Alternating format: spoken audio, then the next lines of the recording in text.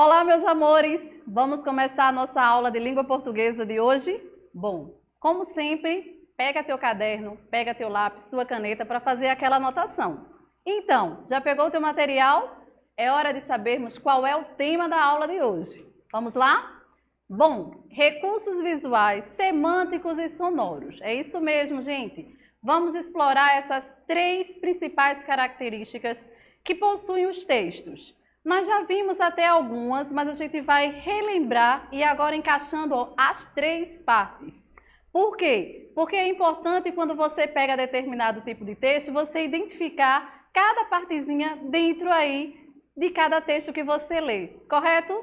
Bom, como objetivo, a gente tem um objetivo aqui maravilhoso que é o de identificar em diferentes textos a composição de efeitos e sentidos decorrentes do uso dos recursos visuais, semânticos e sonoros. Então, a exploração hoje será muito, mas muito produtiva. Então, eu te convido agora para sabermos um pouquinho de cada um. Vamos lá?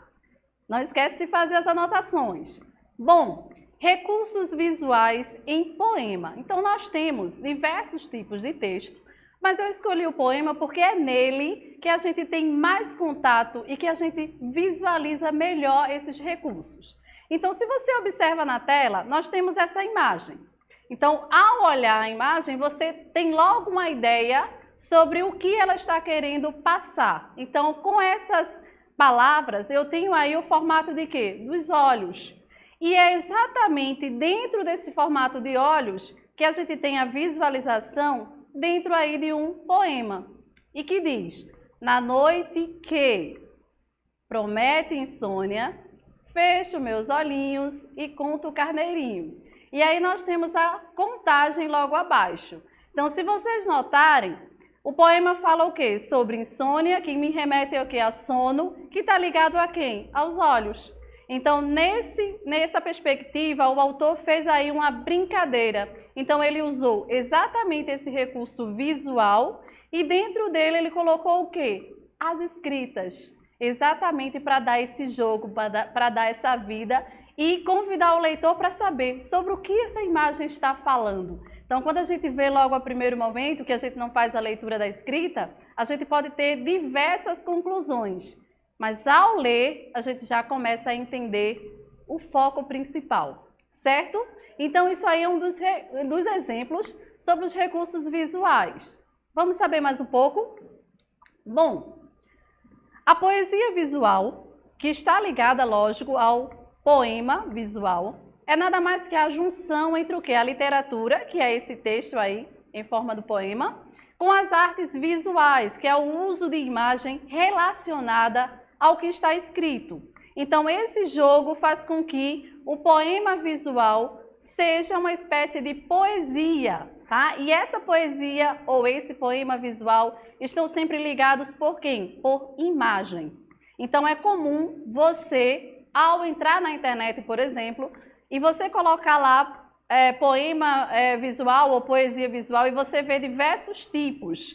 Cada um vai estar relacionado exatamente ao poema que está escrito. Então, cada imagem ela vai ter uma relação simbolizando o que está escrito. Então, é muito, mas muito interessante. Você que ainda não teve esse contato, faz essa procura, faz essa busca, porque aí você vai ver quantos e quantos poemas nós temos, certo? Bom, mas vamos continuar? Porque eu trouxe para vocês exatamente esse exemplo. Observa bem o formato dessa imagem. Então, quando a gente olha, dá a ideia de quê? Logo, da aranha. Então, o título já é esse, aranha. E é nada mais, nada menos de que Salete Tavares quem faz aí esse jogo, quem faz essa brincadeira. Então, nós temos a palavra aranha dentro de uma imagem que está sendo relativa a quem? A própria aranha. E esse jogo aí, gente, a gente tem diversas possibilidades de fazer, não só com esse animal, mas com qualquer outro animal ou com qualquer outro tipo de objeto, tá? Então, nós temos aí as características, tá? Com as perninhas da aranha, simbolizando aí cada pedacinho da pata da aranha, a gente tem um pedacinho da palavra. Temos esse jogo aí dos R's exatamente para alongar essa pronúncia e dar esse foco maior. E só lembrando que ela foi uma artista portuguesa e que começou a criar a partir da década de 60, então faz tempo. Mas a gente tem esses traços e nós estudamos até hoje, e é coisa maravilhosa que a gente deve sempre buscar, tá? E aí, vamos fazer uma espécie de fundo, de busca mesmo sobre essa criação dessa autora Salete Tavares. Então, nós temos aí, o brincar com as palavras. Então, ela faz essa brincadeira, ela remonta essa palavra aranha, então já tem aí um jogo, tá?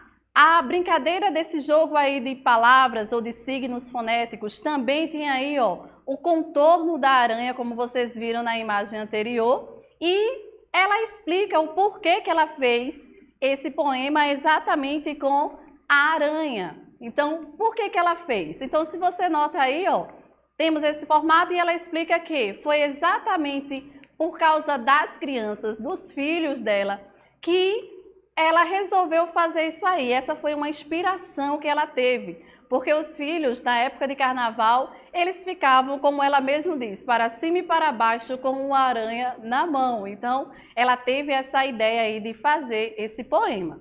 E deu certo, né, gente? Chamou realmente a atenção, certo? Agora, os recursos. A gente precisa ter recursos para elaborar e quando a gente ter esse poema, seja elaborado por outra pessoa, a gente saber identificar. E aí eu trouxe para vocês alguns recursos semânticos, que a princípio nós temos 2 aí, mas temos mais, tá? É o sinonímia e antonímia. O que isso quer dizer dentro da nossa língua portuguesa? Gente, sinônimos, tá? São as palavras que a gente pode substituir por outra dentro de um texto para não ficar repetido, para não ficar a mesmice de sempre, você repetir a mesma palavra, você pode trocar. E essa troca é chamada de sinônimos, tá? Como a gente tem no exemplo, passe um dia na minha casa, eu posso continuar falando sobre minha casa, mas usar outra palavra para substituir a palavra casa. Então, pode ficar como está no segundo exemplo. Passe um dia na minha casa e verá como meu lar é aconchegante. Então, casa, não repetir mais e substituir pela palavra lá, certo? Agora, a gente sabe aí sinônimos e os antônimos. Como é que a gente identifica eles? Então, preste atenção. Os antônimos são as palavras que possuem significados contrários. Então, nós temos aí alguns: claro, escuro, triste, feliz, bom, mal. Então, toda vez que você pensar em antônimos, você vai pensar nas palavras e seus significados contrários. Diferente de sinônimos. Sinônimo você vai ter a mesma palavra, só que com escrita diferente, mas tendo o mesmo significado. Certo?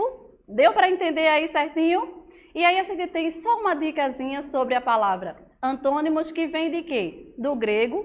Antônimo significa nome oposto, ou seja, contrário. Certo?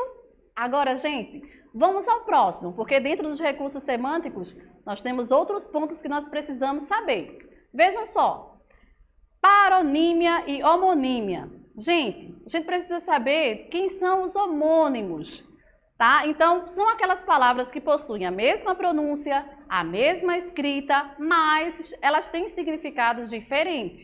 Então, a gente tem esses exemplos no dia a dia e vê aí os exemplos que nós temos.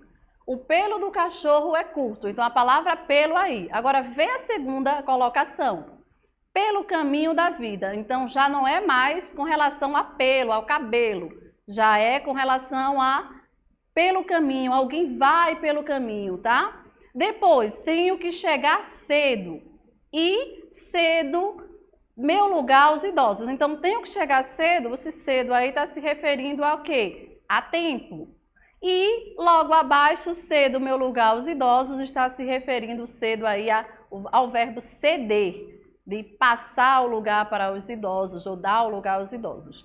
Então, a gente tem aí esses recursos que são chamados de homônimos. Então, fica ligadinho, faz a tua anotação aí, porque é muito, mas muito interessante vocês terem isso aí em mãos, correto? Vamos a outro ponto? O outro ponto, gente, são os parônimos. É isso mesmo, homônimos, as palavrinhas que têm a mesma escrita e a mesma grafia, mas que têm significados diferentes. Agora, os parônimos.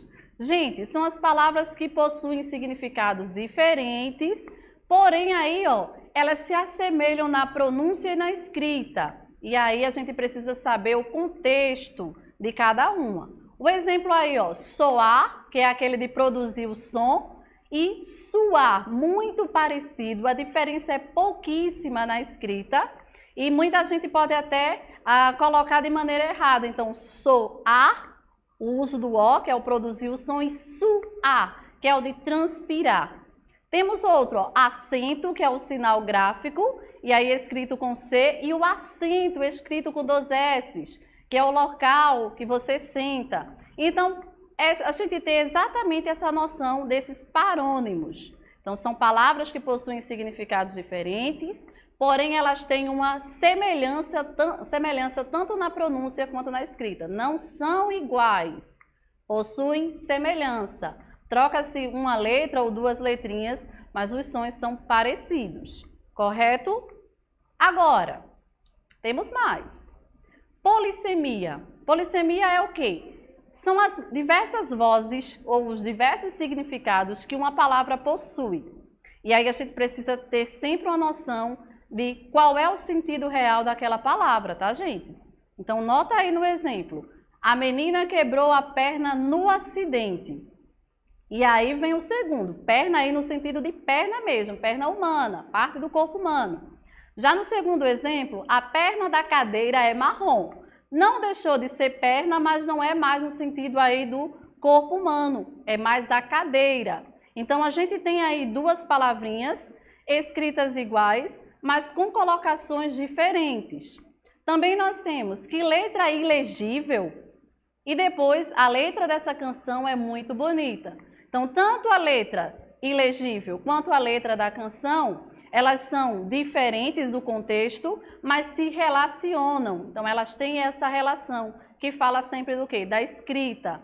Então, a gente tem aí o que nós dizemos na língua portuguesa de polissemia, certo? Bom, então a gente já viu parônimos, homônimos, antônimos, sinônimos, polissemia. Tá fazendo a anotação? Então, tá perfeito. Agora, tem mais. E quanto à conotação e à denotação, o que é conotação e o que é denotação? Então, fica ligadinho nesse aqui também, tá? Conotação é aquele sentido figurado. É quando você fala uma coisa, mas poderia ser outra. Então, tem interpretações diferentes, vai depender de onde está empregado. Então, nós temos aí, ó, o exemplo. Marcos quebrou a cara. Então, cara aí quer dizer que Marcos não se deu bem, tá? Então, algo que ele fez não foi legal ou não conseguiu realizar de maneira tão bem. Agora, segundo, agiu como um porco. Então, com certeza aí a pessoa agiu de maneira o quê? Inadequada, não foi tão legal, que foi tanto a ponto de ser comparado como um porco. Então, a gente tem aí sempre sentidos figurados. A gente não tem aí quebrou a cara, não foi no sentido dele quebrar a face, nem que a pessoa aí agiu como um porco, ou seja, como um animal no sentido real da palavra, certo? Bom, a isso aí a gente dá o nome de conotação, sentido figurado. Emprega-se a palavra, mas quer dizer outra coisa. Agora, se a conotação é o sentido figurado, a denotação é o quê? Já é o contrário, é exatamente a palavra no sentido real. É de acordo com o dicionário que realmente ela quer dizer. Então, nós temos aí no exemplo, a menina está com a cara toda pintada. Então, nota que a gente usou a mesma palavrinha cara, mas aí, gente, já foi no sentido real, de face, do rosto. A menina poderia ser trocado aí cara por rosto? Sim, sem dúvida. Estaria com o mesmo contexto? Sim. Então, a gente tem aí a denotação, a palavra no seu sentido real. Também no segundo exemplo, com a palavrinha porco. No sítio do meu avô há um porco. Então, a palavra porco também teve o mesmo sentido que a gente busca no dicionário, que é o do animal. Diferente da conotação, que aí já foi a palavrinha porco empregada no sentido figurado, para dizer que alguém agiu inadequadamente. Correto? Então, conotação, sentido figurado, denotação, sentido real da palavra. Agora, quanto aos recursos sonoros, são aqueles muito utilizados também nos poemas. Então, nós temos vários efeitos em que nós podemos usar e deixar o nosso texto, o nosso poema ou a nossa poesia ainda mais cheio de vida. Então, nós temos aí, ó, a representação da língua em formato de quê? De sons. E quais são esses recursos sonoros que a língua portuguesa nos oferece? Vamos saber. Bom, onomatopeia, então é um dos recursos sonoros. E qual é a especialidade dele? É exatamente colocar os sons que nós produzimos através de quê? De um espirro, de tosse, tá? O miar do gato, o latir do cachorro, entre outros. Então, a gente vai ver sempre textos, ou poemas, ou poesias, enfim, seja qual for o gênero, em que esteja empregado esse tipo de vocabulário, a gente sabe ali que tem o uso de uma onomatopeia. E aí nós temos um exemplo, trouxe para vocês o relógio, um exemplo bem comum de Vinícius de Moraes, em que esse tic-tac que ele coloca é exatamente o som que faz aí os ponteiros, tá? Ao passar das horas ou ao passar, no caso, dos minutos. Bom, agora, temos a aliteração. Esse recurso também é muito utilizado, tá? Não só em poemas ou poesias, mas também no nosso dia a dia, naquelas frases chamadas também de trava-língua. Olha aí, ó, são recursos através do quê? Repetição de sons consonantais, o som das consoantes. E ele tem sempre um objetivo, sempre colocar o som real do que está acontecendo. O exemplo aí, ó, o rato roeu a roupa do rei de Roma. Então, esse som aí do R fortalece o som do roer, que o rato fez, ou que o rato faz. A mesma coisa abaixo, o sabiá não sabia que o sábio sabia, que o sabiá não sabia assoviar. Então, a gente tem aí o som do assovio. Se é dito de maneira rápida, dá para perceber ainda mais esse assovio dentro da repetição aí das palavras, certo? Bom, a literação, agora a assonância. Outro recurso também muito utilizado, que deixa de ser agora os sons consonantais para ser o quê? Os sons vocálicos, das vogais. E a gente tem uma bem infantil mesmo, borboletinha tá na cozinha fazendo chocolate para a madrinha. Então, essa repetição da letrinha A, aí nessa frase, nessas palavrinhas, vocês têm aí como assonância. Então, o recurso que deu aí a repetição do A e que fortaleceu exatamente essa sonorização, tá? Depois nós temos, vem a Vera, vê as velas ao vento. Então, a gente tem aí outra repetição agora da vogal E aí dá esse balanço, dá essa leveza, deixa a gente até com vontade de estar sempre repetindo, porque dá uma espécie aí de trava-língua até para algumas pessoas, tá? Então, é essa brincadeira que a assonância traz, não só em versos, mas também em texto, ou qualquer tipo de texto que você possa ter contato. Se você viu essa formação, então a gente tem aí o uso da assonância, certo? Bom, assonância agora, o que será que vem? Paranomásia, é isso mesmo, outro recurso muito utilizado, tá, gente? Como é que ele acontece? É quando você utiliza palavras, e essas palavras geralmente têm sons e escrita muito parecidas.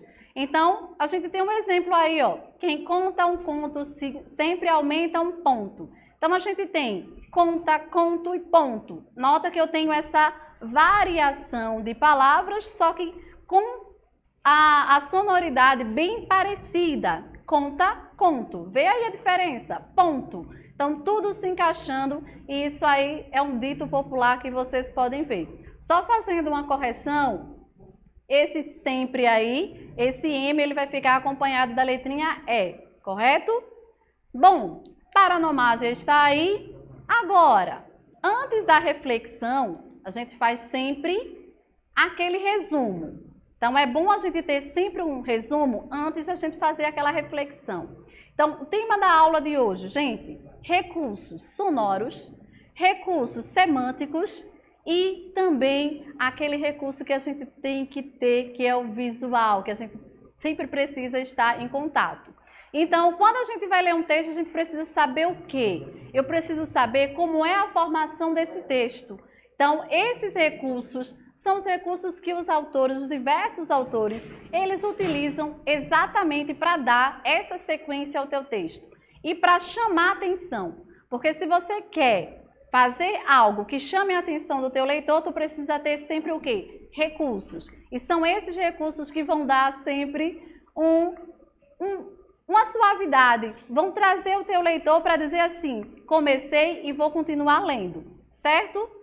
Temos, dentro dos recursos sonoros, algumas partes que nós tivemos e que precisamos sempre memorizar. Então, quanto à sonorização, como é que eu faço para escrever meu texto que tenha uma sonorização? Então, você precisa ter esse contato com essas figurinhas exatamente para você colocar dentro do teu texto e fazer essa brincadeira, tá? Quanto aos recursos semânticos, o que é necessário para você que está em casa, que você pegou um texto, que você está fazendo sua pesquisa, para você começar a escrever teu texto. Então, são pontos, gente, que a gente precisa sempre. E eu vou falar para você que está em casa a seguinte coisa. Gente, a gente tem recursos em todos os lugares. E você aí já pode começar, como um recurso visual mesmo, você já pode pensar em algo e construir o teu texto. Lembra da aranha? Que a autora ela fez aquele jogo lá com a aranha, então você pode utilizar qualquer tipo de objeto e formar simples versos e dando características, dando forma, na verdade, àquele tipo de texto que você está vendo. Então não precisa ser textos longos, você pode fazer seu texto com poucas linhas. Lembra dos olhos? Que estava falando sobre insônia, então você precisa também se basear e começar também a ter esses pensamentos, a desenvolver.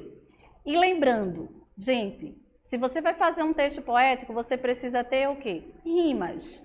Então são essas rimas que dão essa leveza, que traz o teu leitor para ler e para gostar e ir sempre buscando mais coisas sobre você que está lendo. Então você, a partir de agora, é convidado, a partir do 6º ano você é convidado a exatamente entrar nesse mundo da leitura e começar a tua escrita. É buscar sempre como realizar e melhor, é pôr em prática tudo que você tem para realizar.